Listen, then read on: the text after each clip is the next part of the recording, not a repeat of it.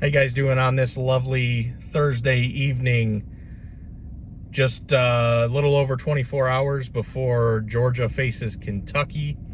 Not going to talk about that game a whole lot because I don't think that there's a lot to talk about as far as the game or as far as the matchup is concerned.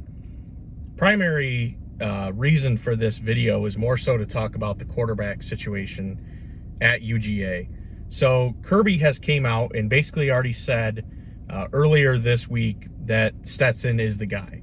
Stetson is taking most of the reps with the ones.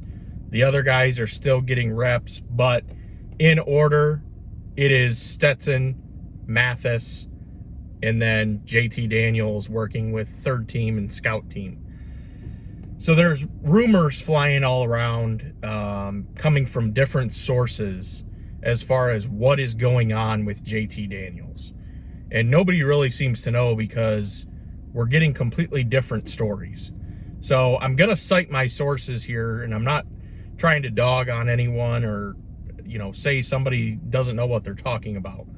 But earlier today, I guess Aaron Murray was on the radio talking about this particular thing, and he went so far as to saying that maybe JT Daniels just isn't very good. And that's why he's with the third team and the scout team, because he's just not getting it. He's not understanding the offense. His mobility is not as good, obviously, as Stetson or as Mathis. And maybe there's some other things going on there. I don't know how much I believe that. And the reason I say that is because of another story that I heard from Mike Griffith over at Dog Nation. He wrote an article not too long ago really explaining the reason why Jamie Newman opted out. And the reason that Jamie Newman opted out is because he was beaten out in the quarterback competition by JT Daniels. And just a couple weeks before the season was going to start, JT Daniels was the starter. He was the guy. He had beaten out everybody. So it's very confusing to me, those two stories. How can you beat out Jamie Newman, who was going to be the concrete starter for UGA?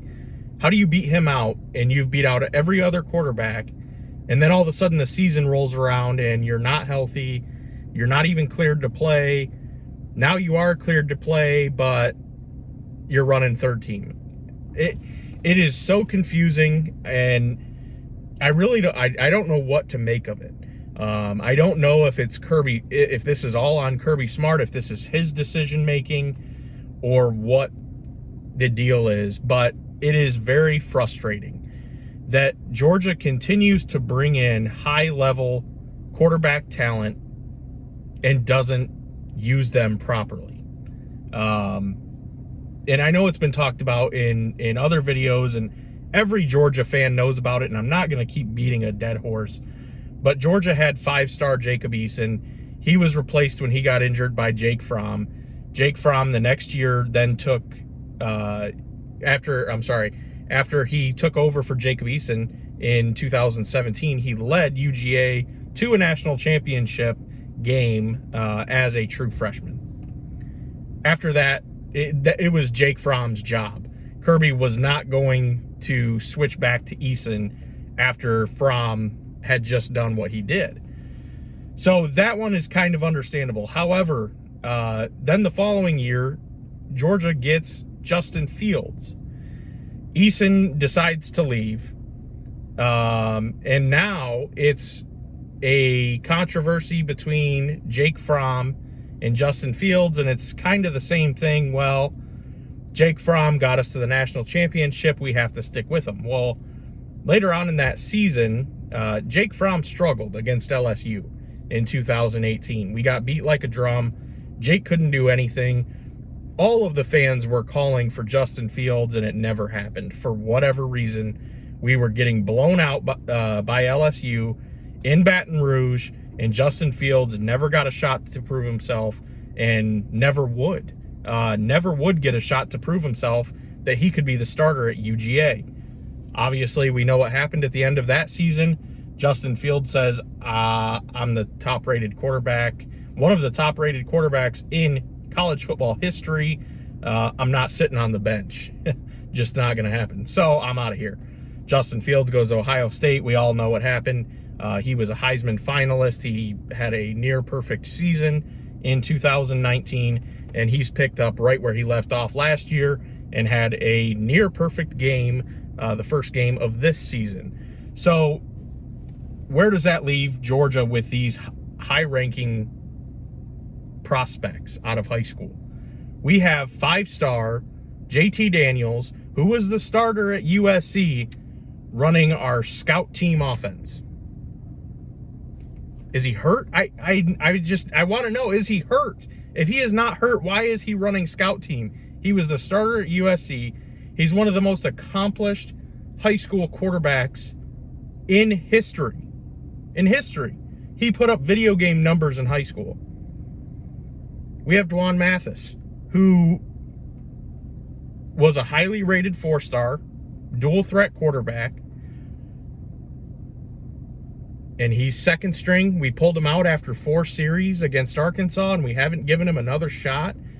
And we're just leaving Stetson Bennett in there. And I mean, this isn't a Stetson Bennett hate video. I don't hate Stetson Bennett. Stetson is actually a pretty decent quarterback. But he shouldn't be the starter at the University of Georgia that has 4-star Dwan Mathis, 5-star JT Daniels, and 4-star Carson Beck on the roster. A walk-on that had 0 scholarship offers should not be starting over those guys unless he is an absolute phenomenon. And he's not. Yes, he's a decent quarterback. He put up 270 yards and 2 touchdowns on Alabama. That's pretty dang good for a walk-on, but he threw 3 interceptions. And he ultimately cost us the game. You can say the defense didn't play well. You can blame it on whatever you want. Alabama scored 21 points off of the interceptions that Stetson Bennett threw. Tipped passes, well, those were his fault. He threw into coverage. He was throwing into double and triple coverage all game against Bama. Passes were going to get tipped. They were going to get deflected, and they're going to get picked off. When you sit there and throw into double and triple coverage, every time you drop back and miss wide open receivers sitting in the flat, and you know what I'm talking about if you went back and saw any film or any highlights of that game, because there were multiple instances of guys sitting 7-8 yards from Stetson Bennett, wide open with nobody within 30 yards of him. Doesn't even look at him.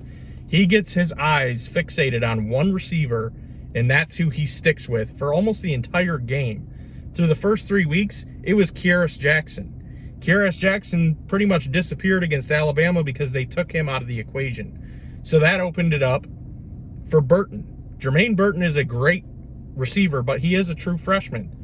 And for whatever reason, Stetson Bennett was fixated on getting Jermaine Burton the ball, and he threw to him. I don't know how many targets Burton had. If I had to guess, somewhere north of 10 targets, 10, 12, somewhere around there. And it just was not working. So I don't know what's going to happen moving forward. I don't like the position that we are in with Stetson Bennett.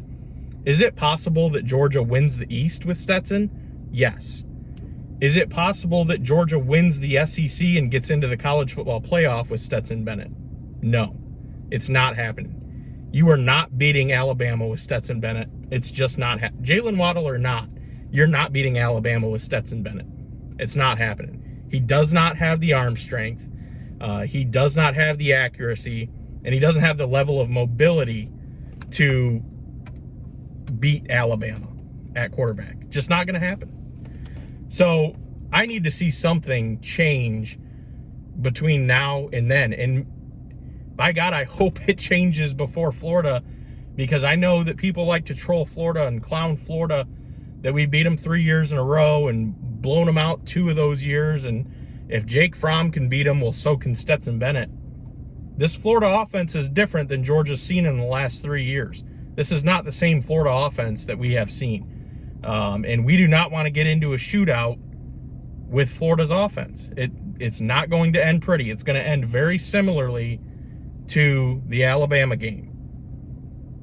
We're going to give up 40-plus points.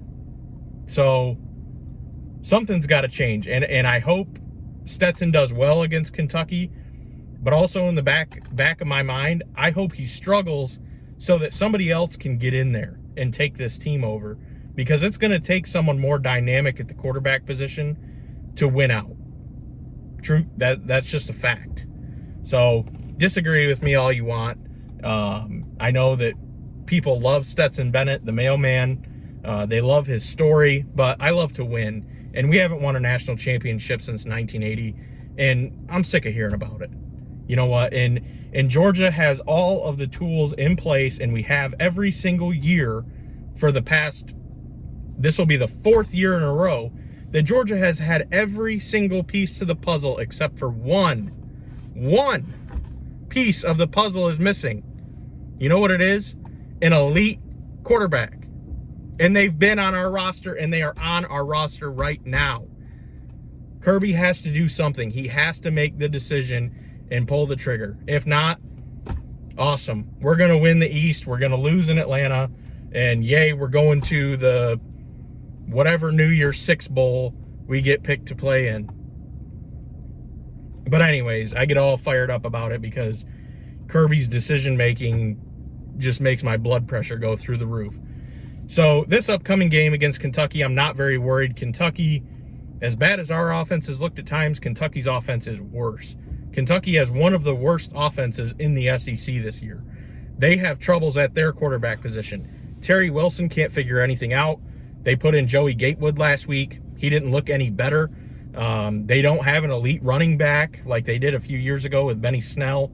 They don't have elite wide receivers. They just do not have many dynamic playmakers on offense to keep up with UGA. So I think UGA will win this game very comfortably, and it will be in blowout fashion, I do believe.